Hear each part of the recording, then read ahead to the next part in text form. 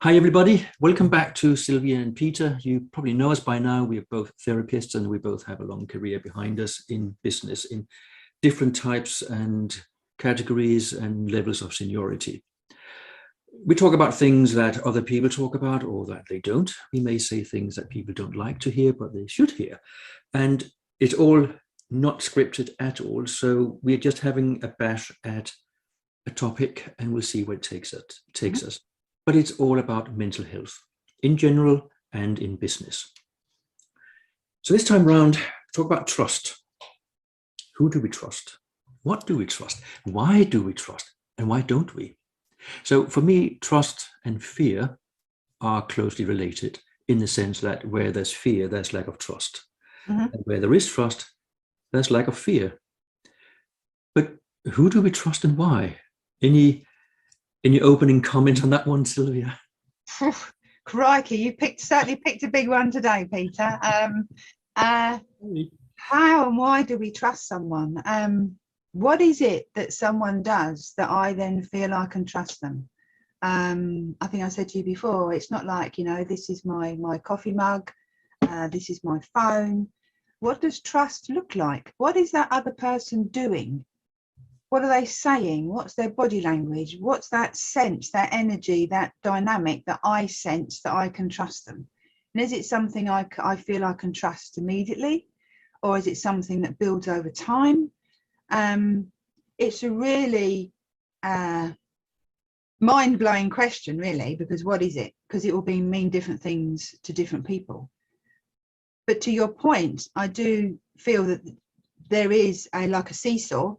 Trust one end and fear the other. If I fear, I don't trust anyone. If I trust people, less fearful. And I think in different environments that can swing. It's not fixed. It's seesawing the whole time. I know from my own personal experiences many, many years ago, and many other people know I have struggled with my mental health many years ago. And one of the things why I didn't speak to people, to anyone at the time, was fear, and that was also linked to mistrust.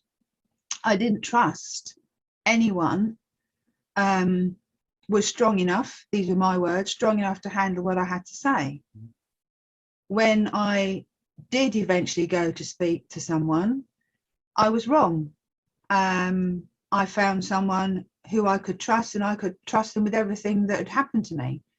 But what was it many years later? What was it that they did that I felt I could trust?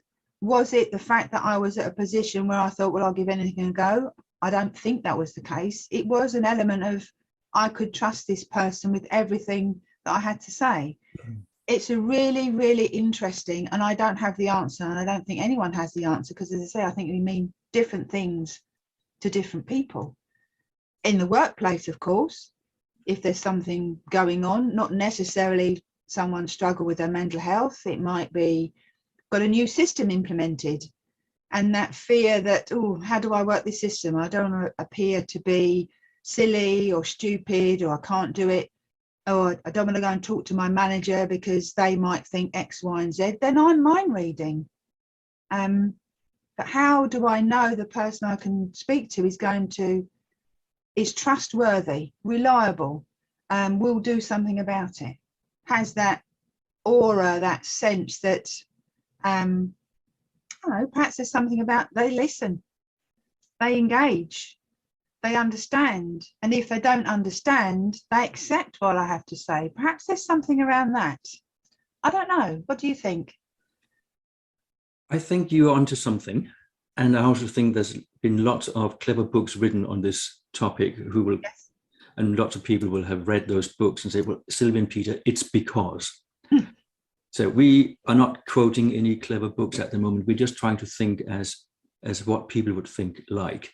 And I also think there's the overall going on in the back of our heads, what's in it for me? So is it safe for me to talk to this person? Will I get something back? Which is why scammers are so fantastic, because they hit the right wavelength, they say the right things, and we trust them immensely, and then they go and cheat afterwards. But there's always this, what's in it for me? Is it safe for me to talk to my boss, for example? Mm. If I think it is, I will. If I think it isn't, I won't. Mm. Back in the day when I was a student, I worked for 10 years as a hospital cleaner, weekends, and I was on the ward. So I did speak to the patient and the patient spoke to me.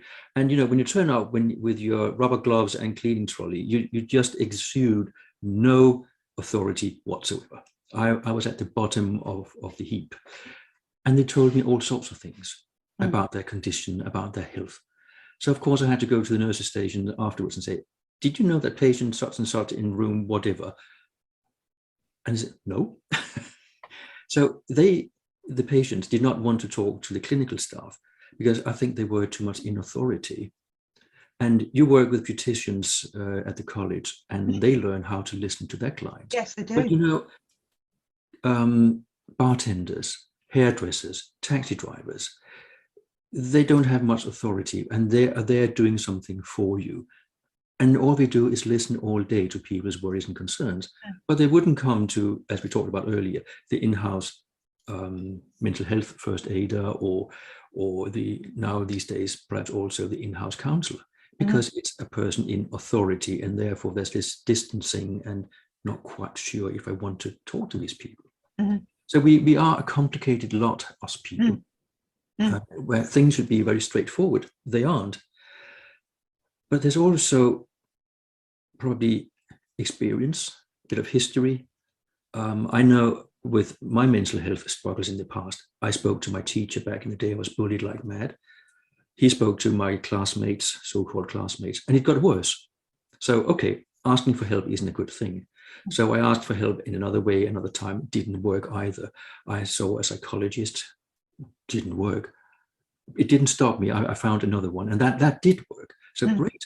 Never been down that road again ever since. But we can get disappointed and therefore simply just blanket wholesale, stop trusting. Yes, it's interesting you say that because that was what was going through my mind while you're talking about that there is if someone's had an upbringing or experiences where that trust has been broken or they've never felt they've been able to trust someone, then there is that fear potentially. I'm generalizing here and also talking from my own experience. There is that fear that there is no one I can trust. So one grows up not trusting anyone. If perhaps one's grown up in an environment where there's always someone to trust, there is that, you talk about scammers, they're the ones that really will fall foul of the scammers because they will trust whatever anyone tells them, instructs them, asks them to do.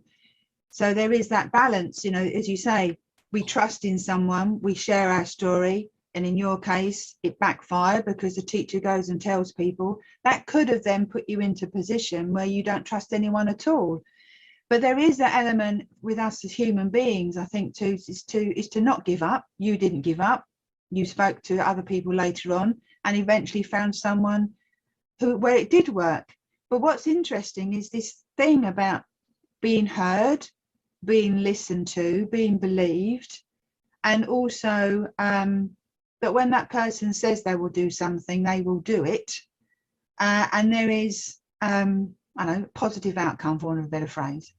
You know, be interesting, did you ask your teacher to go and speak to the rest of the class? Or did he, yeah, exactly, you're shaking your head. He took it upon himself that that was the right thing to do. Now, perhaps he could and should have asked you, what would you like me to do, Peter? And then you can say, well, actually, what I'd like is this. And I think also knowing what we also want to have happen, rather than someone going and acting on our behalf and it all going pear-shaped. I think there are some core conditions there, you know, heard, listened to, believed, understood, people doing what they say they're going to do. If someone says, oh, I'll call you back later, they do call you back later. If someone says they'll have a word with someone, they do go and have a word with someone. It's a really interesting concept, and it will be, as I said earlier, it will be different for each individual, but it's curious. What is it that makes someone trustworthy? You know, why do I trust you, Peter? I hope, you know, you trust me. What is it about people that we go, yeah, he's trustworthy, she's trustworthy? Interesting. It's mind-blowing, really. a lot of it has to do that you do what you say that you will do, Yeah. so that you give proof that you can be trusted. Yeah. And again, I think also in life, in business, doesn't matter where, trust breeds trust.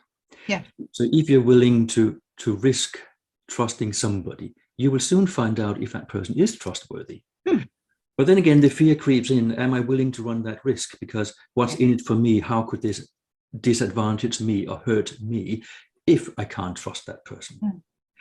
And of course, depending on the size of the thing you're dealing with, I've just had 4 estate agents visiting my parents' house that I'm putting up for sale, for my brother and I to meet them, to hear what they had to say, to figure out who do we want to choose as our estate agent. And one just went out the window immediately because he came across as a second-hand car salesperson.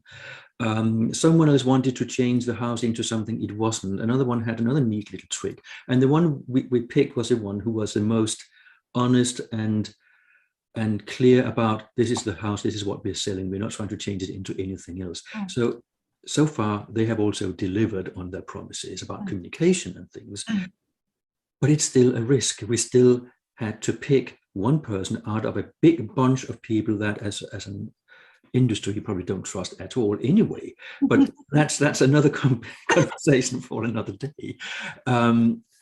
So it is a very an individual thing, isn't it? Who do we think we can trust? And there isn't this global definition of this is why we don't, because who you trust might be someone I don't, and vice versa, for our very individual reasons. So having come as usual to no conclusions, Exactly. but a lot of back and forth, we really do want to hear what you think, because we picked 1 or 2 themes out of this whole trust versus fear topic, and there's far more facets and views on this than we can come up with in 10 minutes. So let us know what you think. Have a listen. I'll continue with my coffee, and we shall see you in the next video. Take Lovely. care. Thanks Bye. a lot. Bye-bye.